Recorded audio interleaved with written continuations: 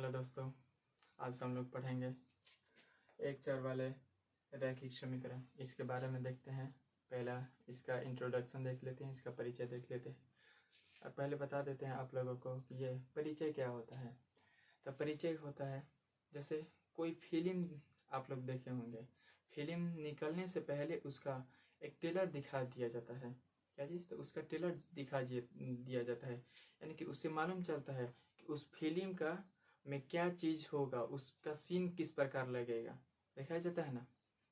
कोई फिल्म बन रहा है तो उसका आप लोगों को पहले ट्रेलर दिखाया जाता है कि उस फिल्म का एक निचोड़ थोड़ा सा उसमें से दिखाया जाता है कि इस फिल्म में ये चीज़ की बात है, ये कहानी है। तो इसमें हम पढ़ेंगे इसके बारे में। पहले इसका इंट्रोडक्शन देख लेते हैं, इसका परिचय देख लेते हैं कि ये क्या कह रहा है, ठीक है ना।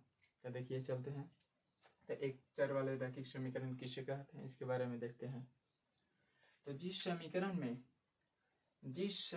में केवल एक चर होता है, जिस समीकरण में केवल एक चर होता है और उस चर की घात एक होती है, उस चर की घात एक होती है, उसे एक चर वाले रैखिक समीकरण कहते हैं। देखिए कहा गया है जिस समीकरण में केवल एक चर होता है और उस चर की घात एक होती है, उसे एक चर वाले रैखिक समीकरण कहते हैं। ठीक है, तो पहले ये चर क्या होता है इसके बारे में देख लेते हैं। ठीक है, तो चर क्या होता है देखिए, आप लोग अल्फाबेट जानते हैं, ए से जेड तक जो आता है।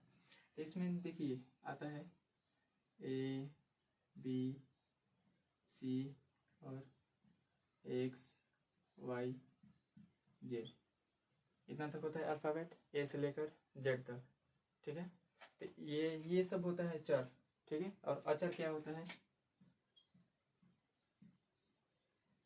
अचर 1 2 3 ये सब जो होता है, ये सब अचर होता है, ये सब होता है अचर।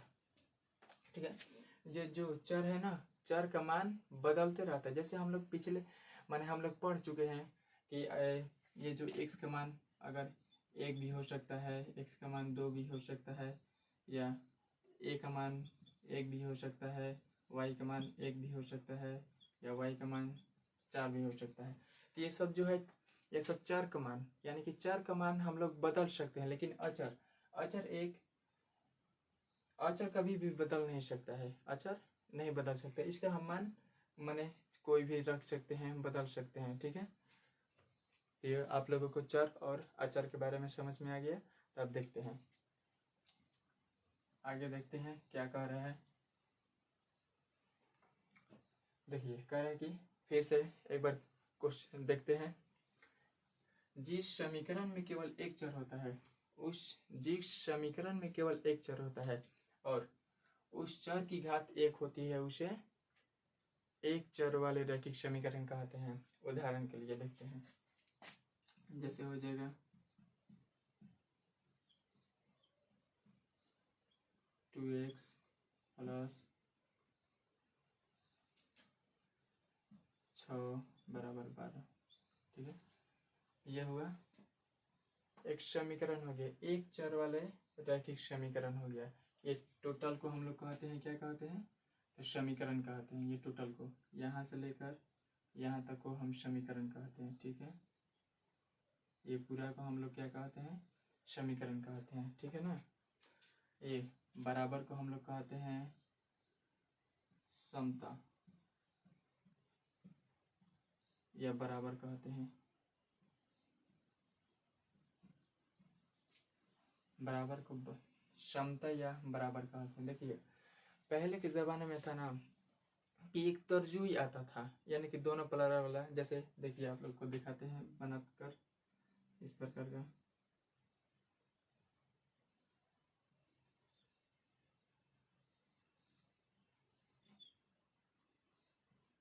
इस प्रकार का तरजुई आता था।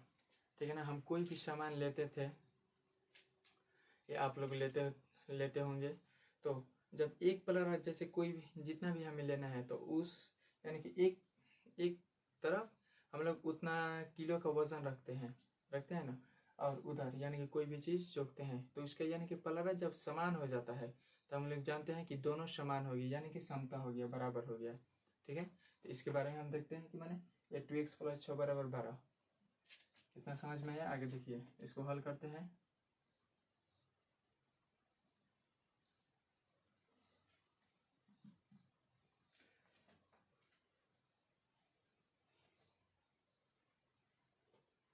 देखिए, इसको हल करते हैं। 2x = 12 - 6, 12 में से 6 गया 6, x = 6/2, x का मान 3। x का मान कितना है यहाँ पर? x का मान 3 आया। देखिए, ये सब जो है ना, थोड़ा सा आप लोगों को बता देते हैं कि माने चिन्ह इसका किस प्रकार चेंज होता है, कब चेंज होता है। देखिए, जब माइनस में है तो बराबर के उस तरफ जाएगा तो प्लस में हो जाएगा, और जब प्लस में है तो बराबर के उस तरफ जाएगा तो माइनस में हो जाएगा, और जब गुना में है तो बराबर के उस तरफ जाएगा तो भागा में हो जाएगा, और जब भागा में है तो बराबर के उस तरफ जाएगा तो गुना में हो जाएगा। इतना आप लोगों को हमेशा याद रखना है, ठीक है ना। जैसे कि यहाँ पर देखिए, ये प्लस में था तो बराबर के इस तरफ लाए तो माइनस में हो गया, ठीक है। ये तो माइनस में हो गया तो 12 में से 6 गया, 6 बचा, ये कुछ नहीं है। यहाँ 2x = 6 हो गया तो 2 गुना में है, ठीक है, तो 2 बराबर के उस तरफ भेजे तो गुना में है तो कहाँ जाएगा, यानी गुना में है तो भागा में जाएगा। तो 2 को कर दिए इधर भागा में, यानी कि 6/2, 2 से कटा दिए, 2 के पहाड़ में 6 कितने बार में है? 3 बार में है, तो 3 यहाँ लिख दिया, तो x का मान कितना आ गया? 3। तो आप लोग कहेंगे यहाँ तो x का मान 3 है, आप बोल रहे थे कि यानी कि दोनों बराबर सेम है, यानी कि बराबर का यानी कि बराबर दिया गया है, यानी कि मतलब ये दोनों सेम है। तो देखिए, आप लोग को बताते हैं, यानी कि यहाँ पर x का मान 3 आया है ना, इसको मिटा देते हैं, इसको भी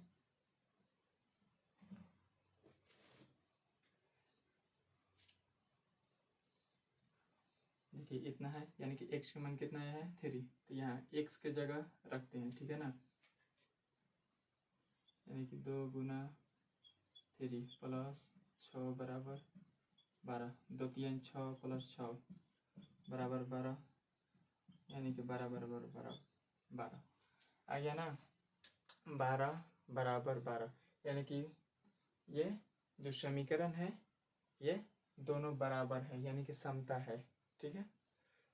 और देखिए, ये जो x होता है, एक बात और बता देते हैं आप लोगों को कि यानी कि ये जो x है ना, यानी कि इसकी चर जो है, यानी कि घात जो है, यहाँ एक छुपा रहता है, ठीक है ना, एक छुपा रहता है, तो इसे ही हम समीकरण कहते हैं। अगर देख x का यानी कि x लिखते हैं तो इसका जो घात होता है ना, एक छुपा रहता है, इसलिए इसको हम दिखाया नहीं करते, यानी कि इसका घात 1 है, तभी इसे हम समीकरण कहते हैं, ठीक है। अगर मान लेते हैं कि यहाँ पर हम लिखते हैं कि x² + 2 = 6, तो इसका घात देखिए, यहाँ पर हम इसमें पढ़े थे, यानी कि घात इसका कितना हो, यानी कि चर की घात 1 होती है, उसे हम एक चर वाले रैखिक समीकरण कहते हैं। तो यानी कि ये इसका घात कितना है? 1 से, तो इसे हम क्या कहते हैं? रैखिक समीकरण कहते हैं, ठीक है। इतना है, यानी कि x के पावर कितना है, ये घात कितना है इसका? 2 है, तो ये रैखिक समीकरण नहीं है, ठीक है। तो देखिए, आप लोग उतार लीजिए इतना।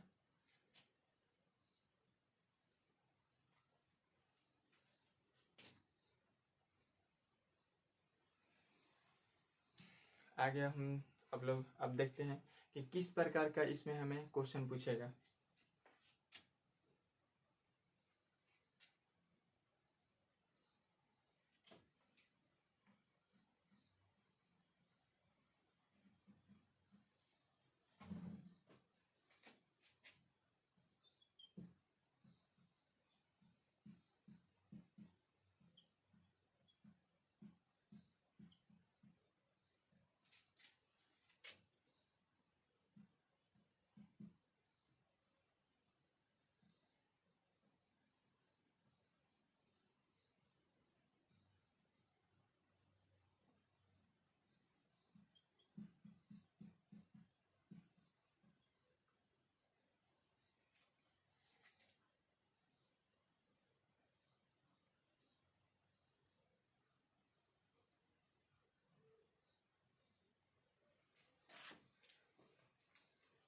ऐसे लिखते हैं,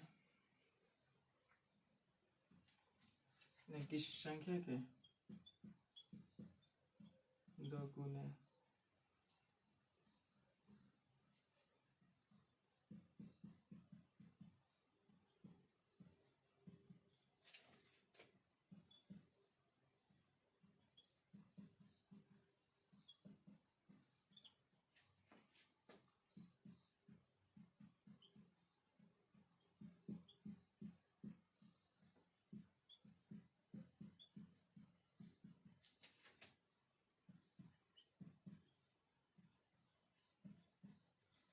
क्वेश्चन लिखे हैं कि किसी संख्या के 2 गुने में 5 जोड़ने पर 10 प्राप्त होता है तो उस संख्या ज्ञात करें। तो हम मानते हैं यानी कि हल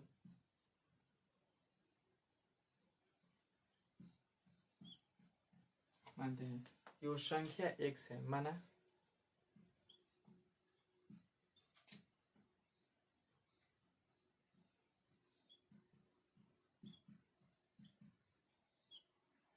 कि वह संख्या बराबर x है।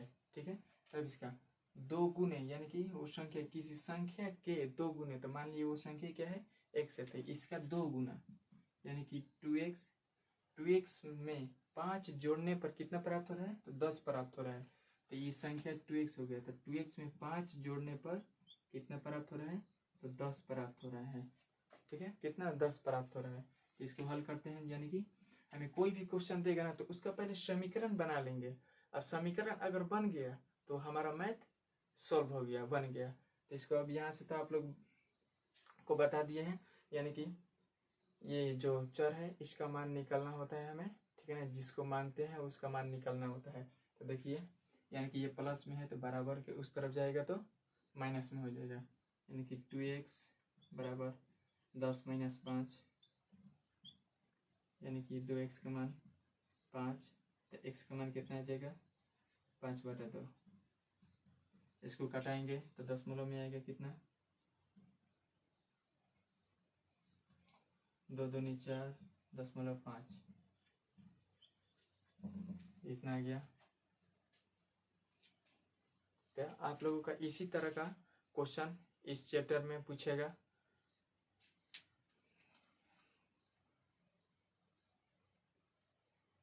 तो देखिए, आप लोग का वीडियो मेरा अच्छा लगा तो लाइक करें और सब्सक्राइब करें। ठीक, धन्यवाद।